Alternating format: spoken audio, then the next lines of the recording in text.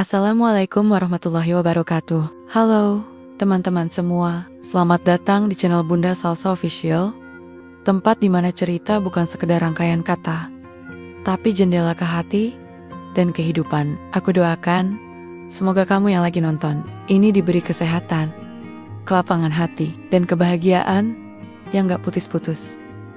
Kalau kamu lagi capek, semoga lewat cerita ini, kamu bisa merasa lebih ringan. Kalau kamu lagi sendiri, semoga kamu merasa ditemani di sini. Jangan lupa, ambil posisi paling nyaman, duduk santai, siapkan teh hangat, atau cemilan kesukaanmu. Karena hari ini, aku punya cerita yang bukan cuma seru, tapi juga bisa bikin kamu berpikir, merasa, dan mungkin tersenyum kecil di tengah hari yang sibuk. Selamat menonton, dan selamat hanyut dalam cerita. Jangan lupa tulis komentar setelah nontonnya. Aku selalu baca, dan senang banget bisa ngobrol sama kalian. Setiap hari hanya menarik troli, mengangkat koper, lalu menghilang di antara lalu lalang penumpang. Tak pernah terpikir hidup bisa berubah hanya karena satu senyuman di lorong bandara. Dia datang dengan seragam gagah dan masa lalu yang tak mudah ditebak. Aku, yang hanya pekerja biasa, tak pernah membayangkan bisa masuk ke dunianya. Tapi kadang, takdir suka main-main di tempat paling tak terduga. Dan dari situlah, kisah ini dimulai bukan dari mimpi, tapi dari kenyataan yang luar biasa. Namaku Rudi, umur 30, asal dari Bantul, Yogyakarta. Kalau orang lain bisa kerja kantoran, duduk manis di balik meja, aku malah kebalikannya. Aku kerja di tempat paling ramai, paling ribut, dan paling sibuk seantero Frankfurt, Bandara Internasional. Kerjaku sederhana, tapi capeknya luar biasa. Angkat koper, dorong troli, lempar bagasi. Kadang-kadang bantu turis nyasar yang gak bisa baca petunjuk arah. Seragamku oranye terang, rompi menyala kayak kondektur bus malam. Aku betah di sini, walau sering dihina jadi kuli oleh penumpang. Sombong. Buatku, kerja halal itu tetap kerja. Lagian, dari dulu, aku memang gak bisa diam. Badan ini udah biasa digerakkan sejak kecil. Kalau disuruh duduk di balik meja, bisa-bisa punggungku kram seminggu. Hari itu, hujan turun tipis. Cuaca Jerman memang tak bisa ditebak. Aku baru saja menarik troli penuh koper dari penerbangan Dubai. Salah satu kopernya nyangkut jadi aku pakai tenaga ekstra. Nahasnya, koper itu malah mental dan melayang seperti meteor kecil ke arah lorong penumpang. Oh, suara seorang perempuan terdengar dari arah depan. Kupalingkan kepala. Dan saat itulah jantungku mendadak serasa kehilangan ritmenya. Seorang wanita berdiri di sana. Tinggi semampai, rambut pirangnya disanggul rapi. Seragam pilot beauty buru melekat pas di tubuhnya. Matanya tajam, tapi bukan yang galak, lebih ke tajam yang bisa bikin orang susah bernapas. Aku langsung panik. Maaf banget mbak, Frau, atau Kapten, ucapku tergagap. Dia menatapku sebentar, lalu memungut koper yang barusan nyaris mencium kakinya. Are you okay? Tanyaku lagi. Bahasa Inggrisku memang popasen, tapi aku nekat. Dia tersenyum tipis. I'm fine, jawabnya dengan logat khas Jerman. You should be more careful. These things can kill someone. Aku cuma bisa nyengir. Ya, benar, saya janji. Habis ini, saya angkut kopernya pelan-pelan. Biar kayak hati yang lagi jatuh cinta, enggak usah buru-buru. Dia tertawa kecil. Tuh kan, garing-garing gitu kadang masih bisa bikin bule senyum. Namanya Gressel. Aku baru tahu, beberapa hari kemudian, dia pilot. Ternyata bukan kaleng-kaleng. Sudah senior, jam terbangnya ribuan, katanya. Pernah terbang ke Indonesia juga, Bali, Jakarta, bahkan Jogja. Entah kenapa, sejak kejadian koper terbang itu, kami sering bertemu. Kadang cuma lewat, kadang ngobrol sebentar. Anehnya, dia yang mulai duluan sapaku. Biasanya, pilot-pilot itu cuek bebek, tapi Gressel beda. Suatu sore, aku lagi duduk istirahat di pojokan ruang kargo, makan bekal sambal terasi kiriman ibuku dari Bantul. Tiba-tiba dia lewat. Makan apa? Tanyanya.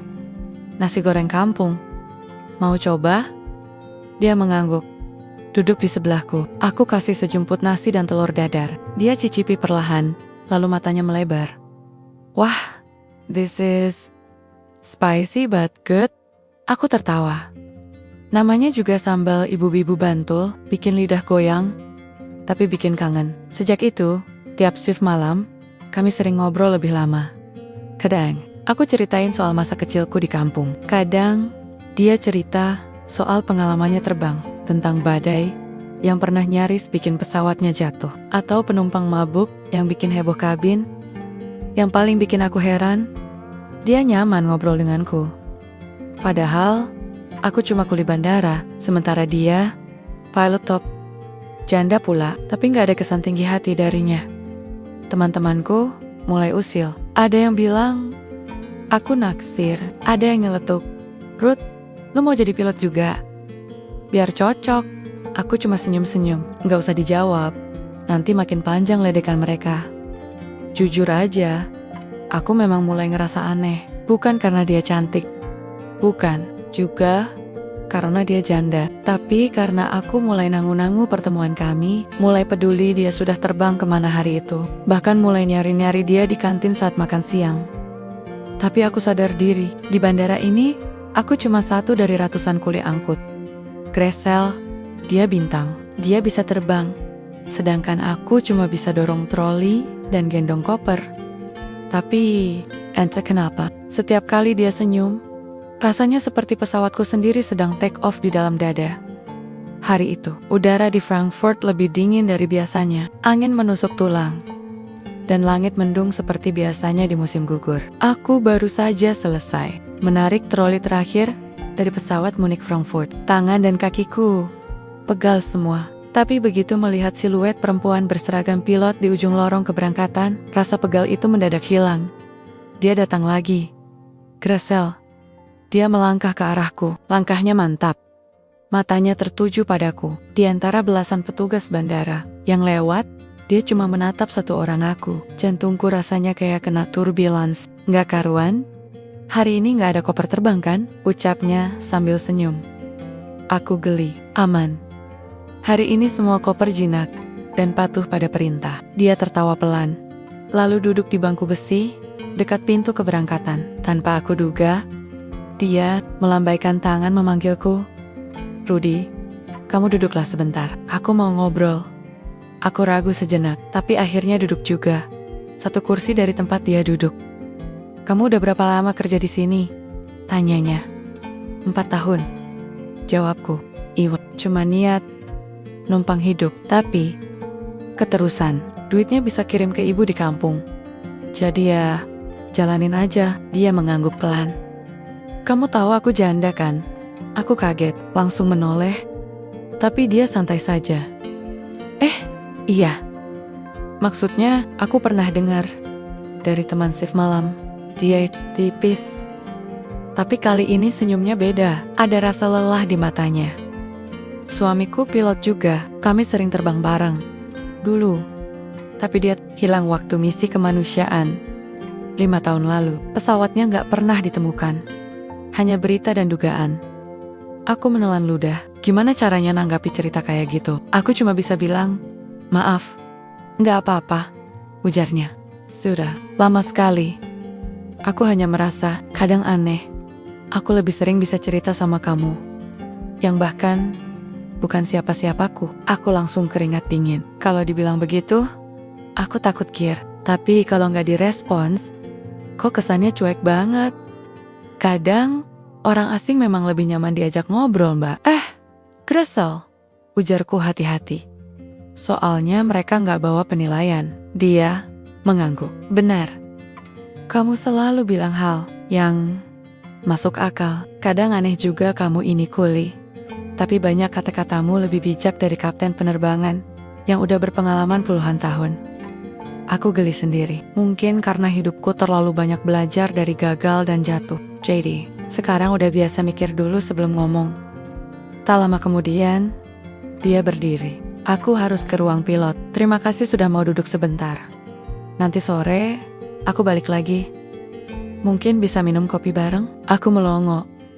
Minum kopi? Iya. Tapi kamu yang pilih tempatnya, jangan kafe mahal ya. Aku sedang hemat, katanya sambil nyengir. Gila, pilot ngajak aku, kuli, buat minum kopi bareng. Aku nyaris gak percaya. Begitu dia pergi, aku langsung buka ponsel dan chat ke grup teman sesama kuli. Bro, Grace, si pilot janda, ajak ngopi. Gua benggang mau. Ngopi di mana nih? Balasannya langsung ramai. Jangan di kafe mahal. Bawa aja ke kantin karyawan. Ngopi di troli bandara juga bisa kok, Rod. Awas jangan sampai gagal move on. Nanti lu cuma jadi pelipur lara. Aku ketawa-ketawa sendiri, tapi dalam hati juga deg-degan. Sore itu, aku nunggu dia di bangku kayu dekat kantin lama, tempat yang agak tersembunyi dan sering jadi tempat istirahat dayam-dayum petugas bandara. Aku bawa 2 gelas kopi hangat dari mesin otomatis. Harganya murah, tapi rasanya lumayan. Beberapa menit kemudian, dia datang, duduk tanpa basa-basi. Dia ambil kopi yang aku kasih. Tempatnya tenang ya. Aku suka.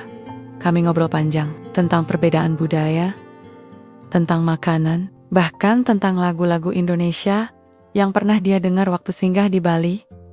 Dia suka suara gamelan, katanya menenangkan.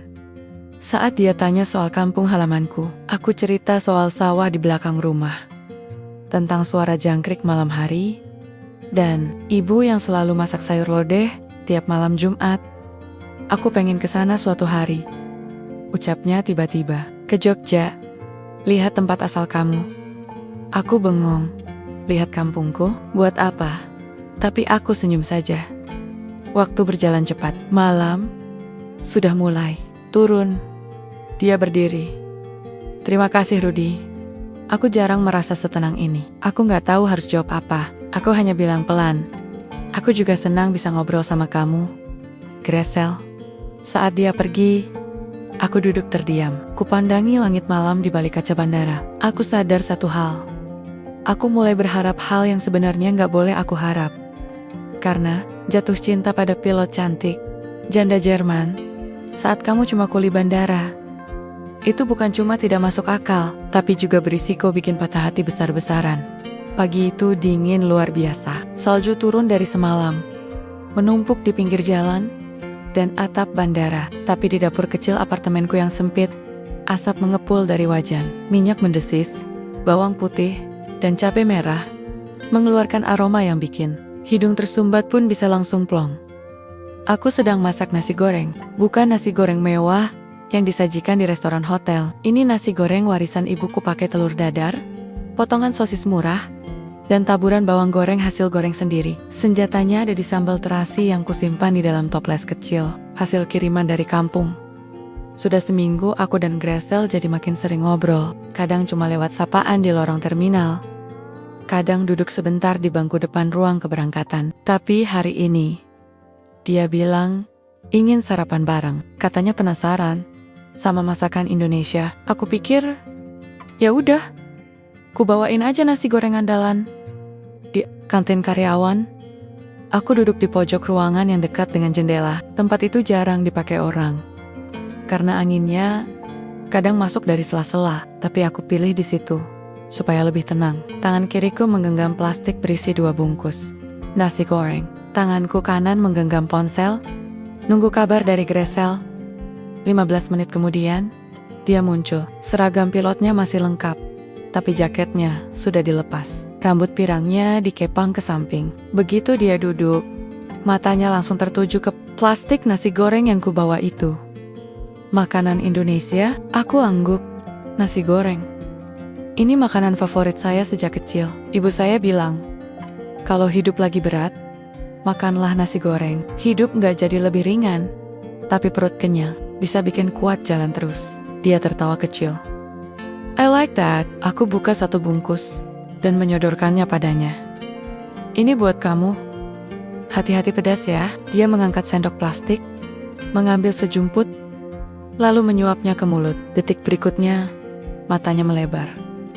Wow, this is amazing. Aku tersenyum. Serius, spicy. But the taste, it reminds me of something warm. I don't know what, but I like it.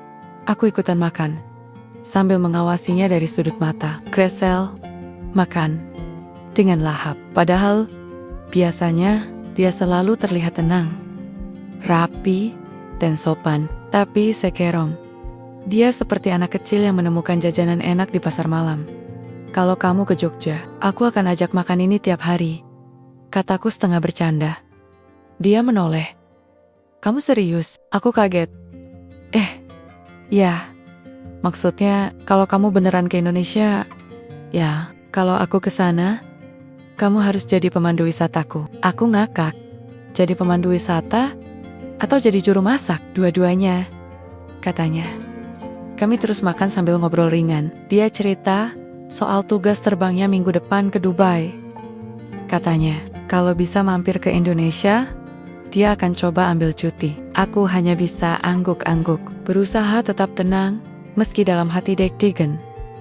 Setelah makan selesai, kami duduk diam sebentar. Salju mulai turun lagi di luar jendela. Putih, lembut, tapi dinginnya menggigit. Aku suka suasana kayak gini, ucapnya pelan. Kayak apa? Duduk sama seseorang, makan makanan hangat, di luar turun salju, dan tidak merasa kesepian. Terdiam. Kalimat itu terdengar biasa saja, tapi aku tahu rasanya datang dari dalam hati. Gresel bukan orang yang sering bicara soal perasaan. Aku juga. Jawabku singkat. Dia memandangku lama, lalu tiba-tiba tersenyum kecil. Kamu tahu nggak, Rudy? Kamu itu aneh. Aku nyengir. Itu sudah jadi fakta sejak aku lahir. Bukan aneh jelek, tapi menyenangkan. Aku menunduk, pura-pura mencari sendok yang sebenarnya sudah kutaruh ke tempat sampah. Aku takut dia lihat pipiku merah. Tak lama kemudian, dia berdiri. Aku harus bersiap penerbangan sore ini. Tapi terima kasih, Rudy. Sarapan yang sangat enak dan hangat. Aku mengangguk. Kapan-kapan aku masak lagi, tapi jangan salahin aku kalau kamu ketagihan. Dia tertawa pelan, melambaikan tangan, lalu pergi. Langkahnya ringan, seolah nasi goreng tadi berhasil menghapus separuh beban hidupnya. Aku tetap duduk, memandangi jejak salju yang tertinggal di luar jendela.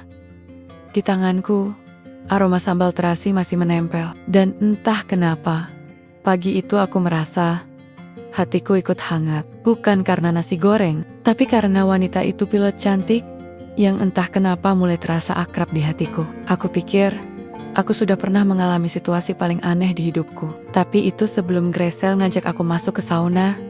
Waktu itu hari Minggu, aku sedang libur, kerja dan habis cuci baju di lantai bawah apartemen. Belum juga setrika selesai, ponselku bunyi. Nama Gresel muncul di layar. Aku mau ke pemandian sauna sore ini. Kamu, Ishat, yak. Bagus buat tubuh yang sering angkat koper. Aku langsung berdiri, setrika belum dicabut. Jantungku dak-dik-dok. Aku belum pernah ke sauna di Jerman. Pernah sih, lihat fotonya dan kabar yang kudengar. Sauna di sini itu bebas, alias telanjang, bulat, nomor handuk, nomor sensor, full version. Tapi aku masih coba positive thinking. Mungkin dia bercanda, tapi 10 menit kemudian, dia datang ke depan apartemenku. Pakai jaket tebal, celana training, rambut dikunci rapi. Di tangannya ada 2 botol air mineral. Yuk, keburu penuh kalau sore begini, katanya santai. Dalam hati aku menjerit. Ya Tuhan, ini jebakan hidup apa gimana? Kami naik tram menuju pusat kebugaran dekat taman kota. Namanya Serm Obermain. Katanya terkenal karena sauna kayu alaminya dan kolam air hangat dari mata air pegunungan. Saat kami tiba, aku makin gugup. Dari parkiran saja sudah kelihatan orang-orang lalu lalang hanya pakai handuk tipis. Bahkan ada yang tanpa handuk. Bebas banget. Ayo. Gresel menarik lenganku. Kami masuk ruang ganti. Untungnya ada 2 bagian terpisah, pria dan wanita. Tapi katanya, setelah ganti baju, semua orang kumpul di area sauna campur. Gawat. Aku masuk ruang pria dan langsung lihat 2 orang kakek-kakek Jerman. Dengan santainya buka semua pakaian. Duduk sambil baca koran tanpa beban. Aku pelan-pelan buka jaket, lalu kaos, lalu celana. Begitu hanya tersisa celana dalam, aku langsung keringat dingin. Haruskah aku ikut-ikutan? Kupakai handuk besar yang disediakan. lalu jalan ke area sauna. Baru juga buka pintu, langsung tercium aroma kayu bakar dan herbal yang menyengat. Ruangan berkabut, uap panas menyelimuti udara, dan di sana, duduk santai di pojok ruangan, Gresel. Ya, dia. Duduk bersila, matanya terpejam, dan ya, dia tidak pakai apa-apa. Hanya handuk tipis menutupi bagian bawah tubuh. Rambutnya dibiarkan lepas, basah oleh keringat. Aku langsung refleks memalingkan wajah. Ya Allah, ini cobaan hari Minggu. Rudy, sini, duduk. Jangan malu, semua orang di sini sama, katanya santai.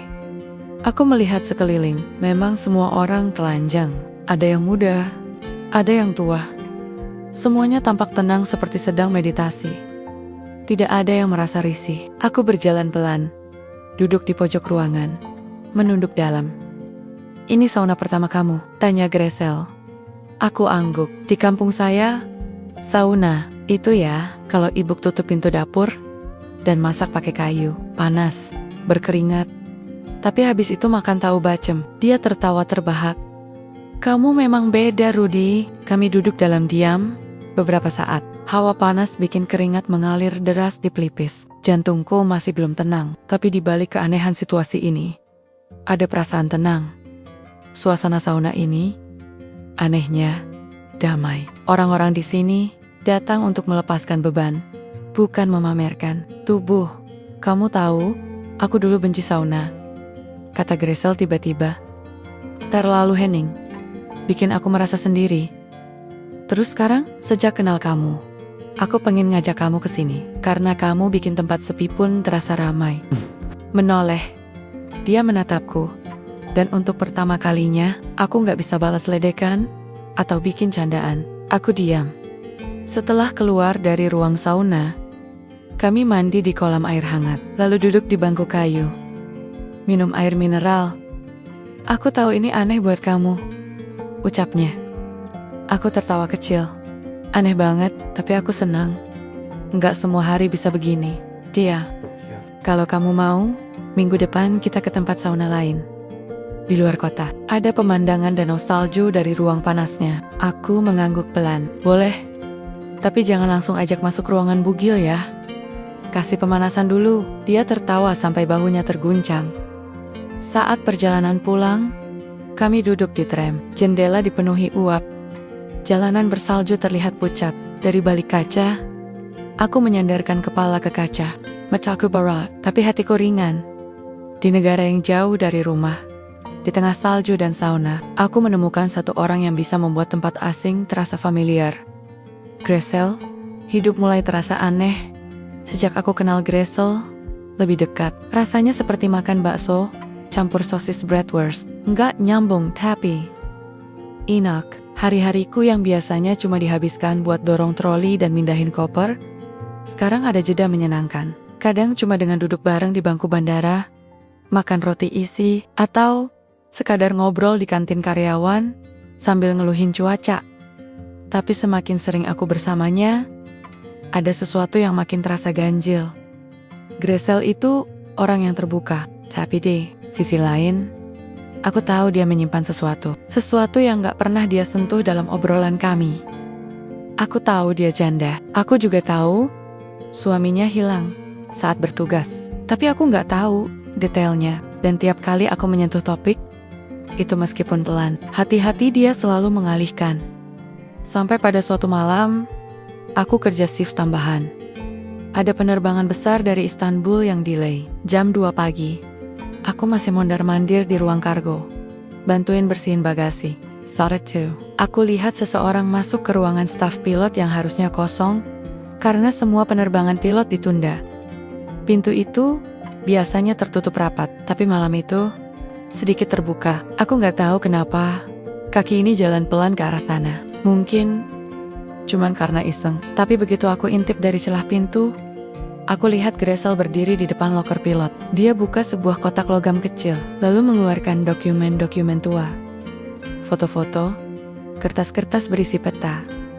Aku sempat mau pergi, tapi saat dia menoleh dan lihat aku berdiri di luar, Semuanya jadi canggung. Rudy, aku kaget. Maaf. Aku cuma lewat. Nggak sengaja. Dia menutup kotak itu cepat-cepat. Ekspresinya berubah. Dingin. Beda dari biasanya. Kamu nggak boleh masuk ke sini, katanya pelan. Aku angguk. Menunduk. Iya. Maaf.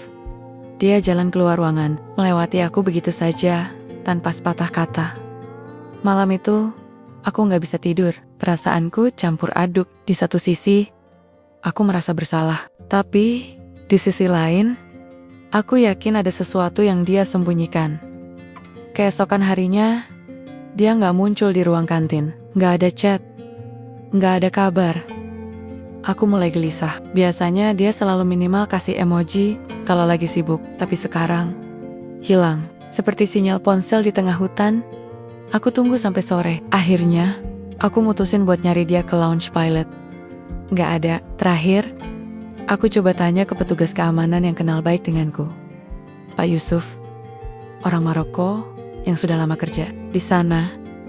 Dia menatapku serius. Rudy, kamu teman Gresel? Ya, aku angguk. Dia mendekat dan bicara pelan. Hati-hati sama orang itu. Dulu ada masalah besar waktu suaminya hilang. Bukan kecelakaan biasa. Ada dugaan penyelundupan. Aku melongo. Penyelundupan? Ya, pesawat suaminya mengangkut barang bantuan. Tapi ternyata di dalamnya ada kargo gelap. Mereka curiga orang dalam yang ikut terlibat. Tapi kasusnya ditutup karena kurang bukti. Aku cuma bisa bengong. Banyak yang bilang suaminya nggak mati, tapi kabur. Malam itu, aku jalan pulang sambil mikir macam-macam. Aku tahu, aku nggak boleh menuduh Gresel macam-macam. Tapi semua ini bikin kepalaku penuh tanda tanya. Aku nggak tidur, sampai akhirnya pagi datang. Aku terima pesan dari Gresel. Aku tahu kamu lihat sesuatu semalam. Kita ketemu sore ini, di tempat biasa. Aku datang tepat waktu. Dia sudah duduk duluan, wajahnya serius, matanya lelah. Aku minta maaf Rudy, aku nggak cerita semuanya dari awal. Bukan karena aku nggak percaya kamu, tapi karena aku belum siap. Aku diam, menunggu.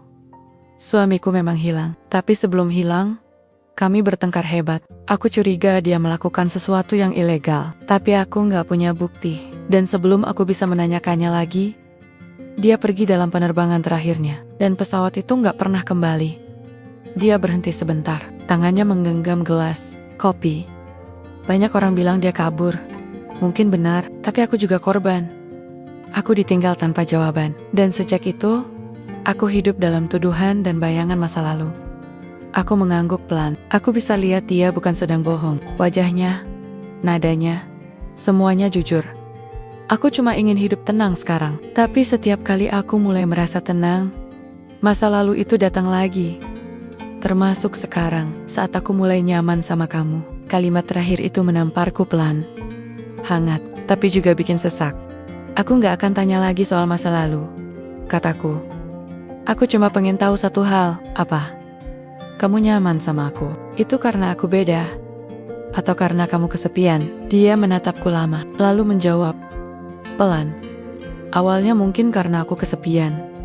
Tapi sekarang, karena kamu memang beda. Jawaban itu cukup buatku. Mungkin kami memang belum sampai pada babak bahagia. Tapi setidaknya, kami jujur di sini. Aku pikir, setelah percakapan itu, semuanya akan jadi lebih ringan. Aku dan Gresel sudah saling terbuka. Dia cerita soal masa lalunya. Aku pun jujur soal perasaanku yang mulai tumbuh. Tapi, ternyata, yang namanya kejujuran itu kadang bukan solusi. Malah kayak korek api yang membakar sumbu panjang panasnya, baru terasa belakangan. Beberapa hari setelah obrolan sore itu, Gresel menghilang lagi. Kali ini bukan cuma sehari, atau 2 hari. Dia benar-benar tak terlihat, gak muncul di bandara, gak ada chat masuk, bahkan teleponku tak pernah diangkat. Aku sempat berpikir, mungkin dia cuma ambil cuti. Tapi dari jadwal penerbangan yang kutanyakan diam-diam ke teman teknisi, namanya seharusnya muncul minggu itu. Tapi nihil, tak ada catatan keberangkatan, tak ada aktivitas. Kepalaku dipenuhi tanya, apa dia sedang menghindariku? Atau ada sesuatu yang lebih serius? Aku ingat satu hal kotak logam di loker yang pernah kulihat, entah kenapa. Rasa penasaran itu seperti tikus lapar yang terus menggerogoti pikiranku. Aku nggak mau jadi orang kepo, tapi aku juga nggak bisa tidur nyenyak kalau semuanya dibiarkan begitu saja. Sampai akhirnya aku memberanikan diri, datang ke apartemennya. Alamatnya pernah dia tulis di selembar catatan kecil waktu kami pesan barang. Online bearing. Saat itu aku nggak pernah niat nyimpen, tapi ternyata catatan kecil itu masih ada di saku jaket kerjaku. Apartemennya ada di sisi barat kota, gedung lama tapi bersih. Aku ketuk pintu beberapa kali, tak ada jawaban, tapi lampu balkon menyala. Dan aku yakin seseorang ada di dalam. Aku hampir pulang, tapi saat aku hendak balik badan, pintu terbuka. Di sana, berdiri seorang pria tinggi dengan jenggot tipis dan mata tajam. Wajahnya asing, tegang, tapi ada sesuatu yang familiar. Ada yang bisa saya bantu? Tanyanya dalam bahasa Jerman yang berat. Aku bingung. Ini apartemen Gresel kan? Dia diam sejenak, lalu mengangguk. Dia sedang tidak bisa diganggu. Maaf, saya teman dekatnya. Saya hanya ingin tahu, apakah dia baik-baik saja? Pria itu mendekat. Ekspresinya berubah tajam. Gresel sedang menghadapi urusan yang rumit. Kamu bukan siapa-siapa. Jadi lebih baik kamu pergi sebelum terseret ke hal yang tidak perlu. Nada bicaranya dingin, tegas. Mataku melirik ke balik punggungnya. Ada koper terbuka dan jaket pilot yang tergantung di kursi ruang tamu. Tapi bukan milik Gresel. Potongannya terlalu besar. Aku melangkah mundur. Maaf mengganggu, tapi bilang ke Gresel. Rudy datang dan dia khawatir. Lalu aku pergi, tapi hatiku tidak tenang. Wajah pria itu, aku yakin pernah kulihat. Bukan secara langsung, tapi di foto, di kotak logam yang sempat kulihat waktu itu. Pria itu suami Gresel, yang katanya hilang. Sepanjang perjalanan pulang, otakku menolak percaya. Tapi semua petunjuk saling terhubung. Jika benar pria itu adalah suaminya, berarti Gresel berbohong. Atau ada situasi yang jauh lebih rumit dari yang aku tahu. Keesokan harinya, aku datang ke bandara dengan perasaan campur aduk. Shift pagi terasa seperti hukuman. Aku bolak-balik ke ruang bagasi tanpa semangat. Sampai akhirnya, di tengah lalu lintas koper, ponselku bergetar. Pesan dari Gresel. Temui aku di tempat biasa, store ini. Tolong datang. Langsung saja aku datang. Dia sudah duduk di sana dengan wajah lelah dan mata sembab. Beda dari biasanya. Tidak ada senyum, tidak ada lelucon. Aku minta maaf, katanya pelan. Aku tidak tahu harus mulai dari mana. Aku duduk, menunggu. Pria yang kamu lihat kemarin, itu memang suamiku. Dia tidak mati. Dia kabur.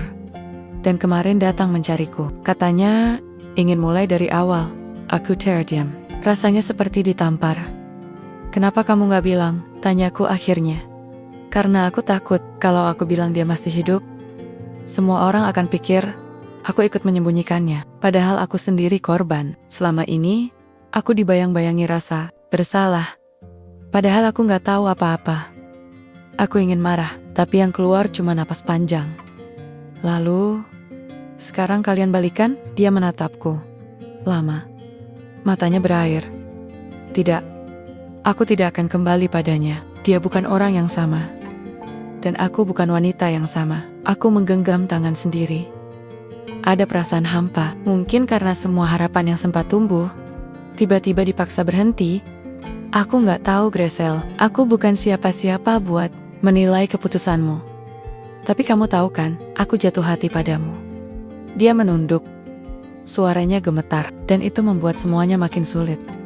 Aku berdiri. Kalau kamu butuh waktu, ambillah. Tapi kalau kamu cuma akan menggantungku di sini, aku rasa aku harus mundur.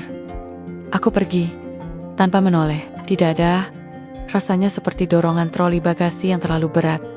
Sulit dilawan, tapi tetap harus didorong. Dan disitulah aku berdiri di antara pilihan untuk bertahan atau mundur sebelum hatiku makin remuk. Aku memutuskan berhenti menghubungi Gresel. Sudah seminggu aku jalani hari-hari tanpa kabar darinya. Tidak ada pesan, tidak ada sapaan, bahkan tidak ada senyuman di lorong keberangkatan seperti biasanya. Aku pikir, mungkin ini memang yang terbaik. Kadang, melepaskan bukan berarti kalah, tapi karena tahu diri, waktu di bandara terasa lebih lama. Dorong troli, angkut koper, lalu balik ke belakang lagi. Tak ada lagi yang kutunggu usai shift. Biasanya, sepulang kerja, aku mampir ke kantin sambil harap-harap cemas. Siapa tahu, dia muncul bawa 2 cangkir kopi hangat. Tapi sekarang, bahkan rasa kopi dari mesin otomatis pun seperti air rendaman kaos kaki. Teman-teman mulai tanya-tanya, si Dini yang tukang ledek sempat godain aku. Bro, Simba pilot udah pindah haluan ya? Aku cuma senyum, pura-pura ketawa. Padahal, dalam hati, rasanya kayak diperes pakai alat cuci baju, sakit tapi diam. Sampai suatu malam, aku duduk sendirian di kamar. Lampu remang, suara tram dari luar sesekali menggetarkan jendela. Aku buka catatan kecil yang dulu berisi pesan-pesan Gresel. Sebagian ku hapus, sebagian masih kusimpan. Ente kenapa? Jariku terpaku pada satu foto. Kami berdua duduk di bangku taman bandara waktu dia makan nasi goreng buatan tanganku. Kepalaku dipenuhi kenangan, mulai dari pertemuan pertama, candaan soal koper terbang, sampai ke obrolan di sauna. Semua bukan mimpi, semua itu nyata. Dan aku sempat merasa jadi bagian dari dunianya meski cuma sebentar.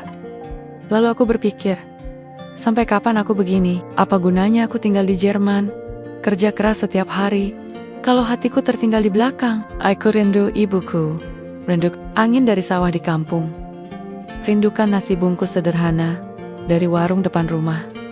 Akhirnya, malam itu juga aku buka laptop, masuk ke situs pemesanan tiket. Aku cari penerbangan paling murah ke Indonesia, rute paling jauh. Yang penting pulang. 3 hari kemudian, koperku sudah penuh dengan baju kerja dan 1 toples sambal terasi yang belum sempat kuberikan ke Gresel. Aku pamit baik-baik ke supervisor bandara. Alasan resmi, ingin rehat, pulang sebentar, lihat keluarga. Dia mengerti, bahkan menepuk bahuku dan berkata, terkadang, hidup terlalu singkat untuk dipakai menunggu orang yang tak pasti. Aku senyum saja, padahal yang dia ucapkan persis seperti yang aku pikirkan sejak hari itu. Di hari keberangkatan, aku datang lebih awal ke bandara. Dini hari, Frankfurt masih sepi. Hanya beberapa petugas sibuk di ruang check-in. Aku duduk di bangku dekat jendela besar, menatap pesawat yang parkir berjajar. Cahaya lampu bandara berkedip-kedip. Tepat sebelum boarding, aku ke toilet. Di tengah perjalanan, aku lewati koridor pilot yang biasa kulewati tiap shift. Koridor itu sekarang terasa asing, sepi. Tapi entah kenapa, suara langkah kaki di belakang membuatku berhenti. Rudy. Aku menoleh. Gresel berdiri di sana, tanpa seragam. Rambutnya digerai, matanya sembab, dan dia memegang toples sambal terasi yang sama dengan milikku. Aku ke apartemenmu tadi pagi. Denny kasih alamatmu. Tapi kamu udah pergi. Aku menahan napas. Tak tahu harus bicara apa. Aku mau minta maaf, katanya. Aku bingung. Aku takut. Tapi waktu kamu gak ada seminggu ini, aku sadar. Kamu satu-satunya orang yang bikin aku waras. Aku masih diam. Dia suamiku sudah pergi. Kali ini, benar-benar pergi. Aku suruh dia keluar dari hidupku. Aku gak mau lagi hidup dalam bayang-bayang. Aku masih tak sanggup menjawab, tapi hatiku mulai retak pelen-pelen. Bukan karena sedih, tapi karena harapan kecil yang mulai tumbuh lagi. Aku gak akan tahan kalau kamu benar-benar pergi, Rudy. Aku mengangguk pelan. Tapi aku perlu pulang, bukan karena lari, tapi karena sudah terlalu lama, aku lupa siapa aku. Aku butuh pulang. Butuh lihat ibu, butuh napas dari hidup ini. Dia tersenyum. Kalau begitu, aku ikut. Setidaknya beberapa hari. Aku ingin lihat tempat asalmu, tempat yang membuat kamu jadi orang sebaik ini. Aku melongo. Serius. Dia mengangkat toples sambal terasi. Tiket sudah kubeli. Penerbangan kita sama. Aku tertawa pelan. Kamu gila. Dia mengangkat alis. Gila karena kamu, tapi jangan gir. Aku tetap bayar tiketku sendiri. Kami jalan berdampingan ke ruang tunggu. Tidak ada pegangan tangan, tidak ada pelukan, tapi ada keheningan nyaman di antara kami. Dan saat pesawat lepas landas, aku menoleh ke samping. Gretel tidur bersandar di jendela. Damai. Aku tahu. Aku belum benar-benar tahu arah hubungan ini, tapi setidaknya untuk pertama kalinya kami ke arah yang sama. Menuju Jogja. Menuju rumah, menuju sesuatu yang mungkin akhirnya bisa disebut cinta. Jogja menyambut kami dengan hawa panas dan suara klakson motor yang tak henti-henti. Bagi sebagian orang, ini mungkin kekacauan. Tapi buatku, ini rumah. Bau aspal, suara ibu-ibu jualan pecel, anak-anak lari-larian di gang, semuanya seperti lagu lama yang akhirnya kembali diputar. Setelah sekian lama, Gretel terlihat bingung saat kami keluar dari bandara. Keringat membasahi pelipisnya. Ini, panasnya luar biasa, katanya, sambil mengipasi diri pakai buku panduan wisata yang belum sempat dia baca. Aku tertawa. Belum seberapa. Tunggu sampai siang bolong. Jalan kaki ke pasar. Dia melotot. Tidak ada AC. Yang ada, cuma angin dari kipas angin patah baling-baling. Jawabku setengah serius. Kami naik taksi menuju rumah ibuku di Bantul. Jalanan penuh lika-liku. Beberapa kali Gretel kaget saat motor menyalip dari kanan dan kiri tanpa aba-aba. Tapi dia tetap antusias. Matanya sibuk memandangi setiap warung, becak, dan baliho iklan minyak angin. Sampai akhirnya kami sampai di rumah. Rumah kecil, dindingnya sudah usang, tapi penuh kenangan. Ibu sudah berdiri di teras, pakai daster bunga-bunga. Senyumnya lebar. Wajahnya langsung cerah waktu lihat aku. Rudi, akhirnya pulang juga, Le, katanya sambil memelukku erat. Pelukan yang selama ini cuma bisa kurasakan lewat telepon. Lalu matanya pindah ke arah Gretel. Matanya menajam. Alisnya naik. Ini siapa? Tanyanya. Curiga tapi sopan. Aku kikuk. Ini Bu, teman. Namanya Gretel. Ibu mengangguk pelan, lalu menyambut dengan senyum. Hola, Violetto. Monggo Mbak, masuk. Maaf, rumahnya sederhana. Gretel menunduk sopan. Terima kasih Bu. Rumahnya hangat. Aku bisa lihat ibu menatapku penuh kode. Tatapannya jelas. Teman dari Jerman, bule pula. Ngapain ikut pulang kampung? Tapi aku biarlah. Penjelasan nanti malam saja. Kami masuk ke dalam. Gretel duduk di lantai, canggung, tapi mencoba ikut gaya. Ibu segera menyuguhkan teh manis dan pisang goreng. Tapi bukan itu yang bikin Gretel kagum, melainkan aroma dari dapur. Apa itu? Tanyanya sambil mengendus. Aku tertawa. Itu sambal terasi asli, buatan ibu, yang kamu cium kemarin dari toples. Ini versi nyatanya. Siang itu, kami makan bareng, nasi hangat, ikan goreng, lalapan, dan tentu saja sambal. Gretel mencoba sedikit, mulutnya langsung terbuka, matanya melotot, tapi tetap lanjut ngunyah. Spicy, katanya sambil tersenyum kepedesan. Ibu tertawa. Kalau nggak kepedesan, bukan sambal namanya. Sore harinya, kami jalan keliling kampung. Gretel menyentuh pohon-pohon, menyapa anak kecil, dan beberapa kali berpose dengan latar sawah. Aku perhatikan dia, meski dari dunia yang sangat berbeda. Dia tidak terlihat canggung. Dia belajar setiap hal dengan hati. Waktu senja datang. Kami duduk di bangku kayu depan rumah. Angin semilir. Suara jangkrik mulai terdengar. Ibu di dapur, sedang menyiapkan makan malam. Gretel menatap langit. Rasanya seperti mimpi. Kenapa? Karena aku tidak menyangka hidup bisa sesederhana ini. Tapi tetap terasa cukup. Aku angguk. Kamu tahu, di sini kita hidup seadanya, tapi entah kenapa tidak pernah kekurangan. Dia menoleh padaku. Kamu bahagia di sini? Pertanyaan itu membuatku diam sejenak. Aku bahagia dimanapun, selama aku tahu arahku. Dia menggenggam tanganku, dan sekarang arahnya kemana? Aku menatapnya lama. Mungkin aku belum tahu pasti, tapi kamu ada di dalamnya. Kami diam, tak perlu kata-kata lagi. Malam harinya, ibu mendekat saat aku sedang menyapu halaman. Dia duduk di kursi kayu, wajahnya serius. "Rudy, itu cewek bule, temenmu itu. Kamu serius?" Aku tertawa kecil. "Aku belum tahu, Bu. Tapi aku ingin mencoba." Ibu menatapku, lalu tersenyum. "Yo wis. Tapi ingat, hidup itu bukan cuma soal cinta. Kamu harus tahu, siapa yang mau bertahan bareng kamu waktu susah. Kalau dia sanggup makan sambal tiap hari, berarti dia bisa jalanin hidup di sini."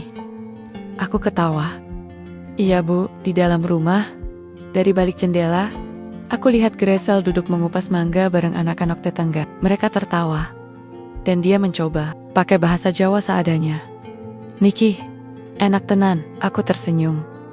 Mungkin cinta itu tidak harus sempurna, tidak harus satu negara, satu bahasa, atau satu budaya. Cukup ada rasa yang tidak dibuat-buat, dan kemauan untuk saling belajar. Dan malam itu, sambil duduk di beranda, aku tahu satu hal. Sambal terasi memang pedas, tapi rasanya akan terus dicari kalau sudah cocok di lidah. Sama seperti hati ini sakit sedikit karena masa lalu, tapi tetap ingin mencintai. Pagi itu, aku dibangunkan oleh suara ayam tetangga. Bukan alarm digital seperti di Jerman, tapi suara kokok panjang yang bikin jantung langsung bangun. Gresel juga terbangun. Rambutnya berantakan, tapi wajahnya terlihat segar. "Ini jam berapa?" tanyanya sambil mengucek mata. "Baru jam 5, jawabku, sambil membuka jendela. 5 pagi? Masih gelap." Aku tertawa. Kalau di sini, pagi dimulai sebelum matahari muncul. Dia menggeleng sambil tersenyum. Luar biasa. Hari itu aku ajak dia ke sawah. Bukan buat wisata, tapi betulan bantu panen. Kebetulan Pak Lurah, tetangga depan rumah, lagi butuh tenaga bantuin angkat karung gabah. Aku pikir, ini kesempatan bagus untuk kasih Gresel pengalaman baru. Awalnya dia ragu. Aku nggak punya baju kerja sawah. Aku sodorkan celana longgar dan kaos oblong bekas kakakku. "Pakai ini. Di sini, yang penting bisa gerak bebas, bukan gaya." Kami berangkat jalan kaki, melewati gang sempit, jembatan kecil, lalu tiba di petak sawah luas yang hijau menguning. Di sana, beberapa warga sudah mulai memanen. "Gresel Tertigan ini seperti lukisan hidup," katanya sambil mengangkat kamera dan memotret. "Tapi habis ini, kamu gak cuma lihat, kamu bantu angkat juga." Dan benar saja. Baru 5 menit ikut angkat karung, wajahnya sudah penuh-peluh. Tapi dia tertawa. Aku belum pernah berkeringat segini. Dan anehnya, aku suka. Warga menyambutnya hangat. Bahkan, ada ibu-ibu yang nyeletuk, "Wah, mantune Bu Rukiah ki bule." Gresel gak paham, tapi aku cuma senyum kaku. "Jangan GR dulu." Baru juga bantu 1 karung. Setelah panen selesai, kami duduk di gubuk bambu kecil, minum teh manis, dan makan singkong goreng. Disinilah Gresel mendengar banyak cerita dari para petani tentang hasil panen, harga gabah, cuaca, sampai urusan keluarga. Seorang bapak tua yang duduk dekat kami berkata, "Cinta itu kayak tanam padi, Nak. Gak bisa asal tabur. Harus sabar, harus rawat. Kalau buru-buru, ya gagal panen." Gresel mengangguk pelan, lalu menoleh padaku. Aku suka cara orang di sini bicara. Penuh makna. Aku tertawa, karena hidup mereka juga penuh perjuangan. Siangnya, aku ajak Gresel ke warung kopi dekat pasar. Warung kecil, dengan bangku kayu, dan dinding dari anyaman bambu. Di sana, bapak-bapak ngopi, sambil main catur. Obrolannya enggelore ngedol, mulai dari harga cabe, sampai gosip kades baru. Gresel ikut duduk. Awalnya diam, tapi lama-lama ikut ketawa, karena terjemahan seadaku. "Apa tadi yang dibilang?" tanyanya, sambil menahan tawa. Katanya, "Kamu cocok tinggal di sini. Asal bisa tahan, kalau tiap pagi dibangunin ayam, dan tiap sore dimintain ikut kerja bakti." Gresel tertawa lepas. "Aku siap, asal kamu juga siap. Kalau nanti, aku ajak ke Jerman, ikut pelatihan pilot." Aku langsung batuk kecil. Aku mah siap ngangkat koper, bukan terbangin pesawat. Obrolan kami terus mengalir. Tak terasa, waktu sudah di jalan pulang. Kami melewati rumah tua yang dulu jadi tempat aku main layangan. Gracel berhenti. Aku pikir semua ini akan terasa aneh buatku, tapi nyatanya, justru aku merasa lebih damai di sini daripada di kota besar manapun. Aku menatapnya karena kamu lihat kehidupan yang sebenarnya. Gak ada yang ditutup-tutupi. Dia mengangguk. Termasuk perasaanku ke kamu. Aku terdiam. Jantungku deg-degan, tapi aku biarkan dia bicara. Aku tahu hubungan kita gak masuk akal. Kamu tukang angkut koper. Aku pilot janda. Budaya kita beda. Bahasa pun masih berantakan. Tapi dari semua yang sudah kita lewati, aku tahu satu hal. Apa? Aku nyaman sama kamu, dan aku ingin mencoba. Aku menarik napas panjang. Juga, di saat itulah, suara azan maghrib menggema dari kejauhan. Angin sore berhembus. Daun-daun pisang bergoyang pelan. Kami berdiri dalam diam, saling pandang, dan entah kenapa, semua yang rumit jadi terasa sederhana. Kadang, cinta gak butuh janji mewah atau kata-kata puitis. Cukup duduk bareng, minum teh manis, makan singkong goreng, dan percaya kalau dua hati saling jujur, maka tak ada jarak yang terlalu jauh. Sudah hampir 2 minggu, Gracel tinggal di rumah kami. Dia makin akrab dengan ibu. Bahkan, kemarin sempat bantu ibu bikin peye kacang dan ikut belanja ke pasar pakai daster batik pinjaman. Warga kampung sudah biasa lihat wajah bule itu seliweran di jalan kecil depan rumah. Setiap ada yang menyapa, dia tersenyum ramah. Meski jawabannya kadang nyasar. "Piye? Kabar?" tanya seorang bapak tua. Gracel menjawab dengan percaya diri. "Aku lapar." Aku yang di sampingnya cuma bisa geling-geling sambil tahan tawa. Tapi di balik semua kebahagiaan itu, aku tahu waktu kami di sini gak akan lama. Gracel masih punya pekerjaan, dan aku pun belum jelas mau melanjutkan apa setelah ini. Hidup yang bisa selamanya seperti liburan, ada tanggung jawab yang harus dijalani, dan kabar itu akhirnya datang. Pagi-pagi, saat aku sedang bantu ibu cuci karpet di halaman, Gracel keluar dari kamar sambil membawa ponsel. Wajahnya serius. Dia duduk di teras tanpa bicara. Aku tahu sesuatu sedang terjadi. "Kamu kenapa?" tanyaku.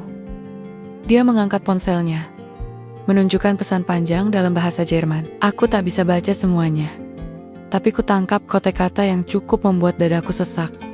Reaktivasi lisensi, evaluasi, ulang. "Aku dipanggil balik ke Frankfurt," katanya pelan. "Cepat juga." "Ya, mereka tahu aku masih aktif dan butuh pilot senior buat program pelatihan baru. Kalau aku menolak, lisensiku bisa dicabut." Aku terdiam.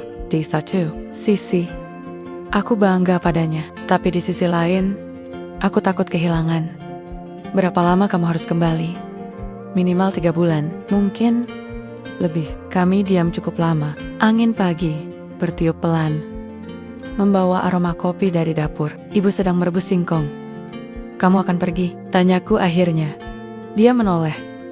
"Kalau aku pergi, kamu masih mau menunggu?" Aku mengangguk pelan. Aku bukan remaja yang bisa janji-janji manis. Tapi kalau kamu serius, aku akan ada di sini. Aku gak pergi kemana-mana. Matanya memerah. "Aku takut, Rudy. Takut kita jadi asing lagi." Aku menghela napas. Kalau rasa itu cuma butuh jarak pendek buat pudar, mungkin memang belum cukup kuat dari awal. Dia menatapku, lalu memeluk erat. Pelukan yang terasa seperti ucapan selamat tinggal, meski belum pergi. 3 hari kemudian, kami antar Gracel ke bandara. Ibu menyiapkan bekal nasi bungkus dan sambal dalam botol plastik. Di mobil, Gracel diam hampir sepanjang jalan. Tangannya memegang pergelangan tanganku sepanjang waktu, sampai di ruang tunggu. Kami duduk bersebelahan. Aku gak tahu harus bilang apa. Katanya, kalau memang belum waktunya bilang apa-apa, cukup jalan dulu. Dia tertawa kecil. "Kamu ini, ya, suka banget jawab pakai kalimat film." Aku nyengir, karena kamu itu seperti naskah film yang belum tamat. Menarik, kadang bikin pusing, tapi pengen terus diikutin. Petugas memanggil penumpang tujuan Frankfurt. Gracel berdiri, aku ikut berdiri. Dia menatapku. Kalau nanti aku kembali, dan kamu sudah punya pilihan lain. Bilang jujur ya, aku menggeleng. Pilihan yang lain gak akan tahu cara bikin sambal terasi enak? Dia mencubit lenganku. Dasar. Kami berpelukan lagi, lebih lama, lebih hening. Lalu dia pergi. Aku berdiri cukup lama di balik kaca besar bandara, melihat pesawat yang perlahan bergerak, dan roda-rodanya lepas dari tanah. Aku tahu kisah kami belum selesai, baru memasuki ujian terakhir. Minggu-minggu setelah kepergian Gresel terasa berat. Aku kembali kerja di gudang, bantu usaha kesil-kosilan ibu, jualan jajanan pasar. Tapi malam-malam jadi lebih sepi. Tak ada pesan suara dengan aksen lucu. Tak ada gambar makanan aneh dari dapur apartemennya. Tapi aku tetap sabar. Gresel sesekali kirim kabar. Katanya, pelatihan berjalan ketat. Dia sibuk, tapi selalu menyempatkan untuk bilang satu kalimat. Aku kangen kamu, Rudy. Aku tak pernah menuntut lebih dari itu. Karena aku tahu, cinta yang bertahan bukan soal berapa kali bilang sayang, tapi seberapa kuat dia menggenggam. Meski jaraknya jauh, dan hari itu pun tiba aku dapat pesan singkat dari Gresel. Aku pulang minggu depan, tapi bukan sebagai pilot, sebagai seseorang yang ingin membangun rumah. Bersamamu, aku baca berulang kali. Tanganku gemetar, bukan karena gugup, tapi karena bahagia yang datang diam-diam. Mungkin, cinta tak selalu datang lewat cerita sempurna. Tapi kalau dua orang bisa saling percaya dan bertahan, maka tak ada yang mustahil. 1 minggu terasa seperti 1 tahun. Hari-hari kulalui dengan jantung yang tak pernah benar-benar tenang. Setiap suara motor yang lewat di depan rumah membuatku menoleh. Setiap dering ponsel membuatku berpikir, apakah ini dia? Tapi hari itu akhirnya datang. Pagi-pagi, ibu sudah sibuk di dapur. Suara ulekan sambal, wajan mendesis, dan aroma gorengan tersebar ke seluruh rumah. Aku tahu ibu tak berkata banyak, tapi dia ikut menanti. Aku berdiri di depan cermin, memastikan rambutku rapi, meski tetap saja ujungnya berdiri kemana-mana. Aku pakai kemeja batik terbaikku, warnanya sudah sedikit pudar, tapi itulah satu-satunya baju bagus yang kupunya. Siang itu, tepat pukul 12, suara mobil berhenti di depan rumah. Aku keluar, dan di sana, dia berdiri. Gresel, dengan ransel di punggung, wajah lelah tapi senyum lebar. Dan di tangannya, seikat bunga melati, yang ia beli entah di mana. Aku melangkah pelan, dia pun berjalan ke arahku. Kami berdiri berhadapan. Tak perlu. Lalu dia berkata, aku pulang, Rudy. Aku mengangguk. Selamat datang. Dia menatap rumah kami. Boleh aku tinggal di sini sebentar? Sebentar saja? Sebentar. Yang lama, aku tertawa kecil. Boleh. Tapi tempat tidurnya cuma ada 1. Kalau begitu, nanti kita bikin kamar baru. Jawabnya ringan. Ibu keluar dari dapur, tersenyum melihat kami. Lalu tanpa banyak basa-basi, beliau berkata, ayo, makan dulu. Makanan gak bisa nunggu cinta. 3 bulan setelah kepulangan Gresel, hidup kami berubah pelan-pelan. Dia memutuskan tidak kembali ke maskapai lamanya. Sebagai gantinya, dia menjadi pengajar bahasa Jerman di sekolah swasta di Jogja. Katanya, dia lebih suka mengajar daripada menerbangkan pesawat ribuan kilometer, tapi tak tahu di mana ia akan mendarat. Aku pun ikut membantu. Aku buka jasa logistik, kecil-kecilan dengan modal seadanya, dibantu kenalan dari bandara lama. Pelan tapi jalan. Kami tidak buru-buru menikah, tapi kami tinggal bersama bukan dalam arti melanggar adat, tapi tinggal dalam satu lingkungan, satu langkah, satu tujuan. Setiap sore kami duduk di beranda, minum teh, dan membahas hal-hal sederhana. Harga cabai, rencana renovasi dapur, sampai mimpi membuka tempat kursus bahasa yang juga ngajarin budaya. Kadang aku berpikir, kenapa kami bisa sejauh ini? Bukan karena aku ganteng jelas. Bukan juga karena dia bule, tapi karena kami berani melewati hal yang paling susah dalam hubungan. Menunggu dengan percaya, menunggu tanpa menuntut. Pernikahan kami berlangsung di halaman rumah. Sederhana, kursi pinjaman dari RT, makanan disiapkan ibu dan warga kampung, dan musiknya cuma dari speaker tua. Tapi hari itu, rasanya seperti seluruh langit mengiringi. Gresel memakai kebaya sederhana, rambutnya disanggul, dan senyumnya. Senyumnya seperti pagi pertama setelah musim hujan, segar, hangat, membuatku yakin aku tidak salah pilih. Saat penghulu menanyakan kesediaanku, aku menjawab dengan lantang. Saya terima, dan aku tahu, itu bukan hanya janji untuk hari itu, tapi untuk setiap hari setelahnya. Malam pertama kami sebagai suami istri, bukan tentang kamar mewah, atau makan malam di hotel bintang 5, tapi duduk berdampingan di tikar depan rumah, makan nasi goreng buatan ibu, dan menatap bintang. Langit di sini lebih jujur, kata Gresel. Kenapa? Karena tidak ada yang menyembunyikan cahayanya. Kalau terang, ya terang. Kalau gelap, ya gelap. Seperti kita. Aku menoleh. Kita terang atau gelap. Dia menggenggam tanganku. Kita menyala. Dan malam itu, aku sadar hidupku yang dulu kusangka biasa saja, ternyata punya cerita luar biasa. Seorang kuli bandara dari Indonesia dan seorang pilot janda dari Jerman disatukan bukan karena dunia yang sempurna, tapi karena saling menerima dunia satu sama lain apa adanya. Mungkin memang tidak semua kisah cinta harus berawal dari tempat yang sama, tapi setiap kisah yang dijalani dengan hati pasti akan berakhir di tempat yang sama, rumah.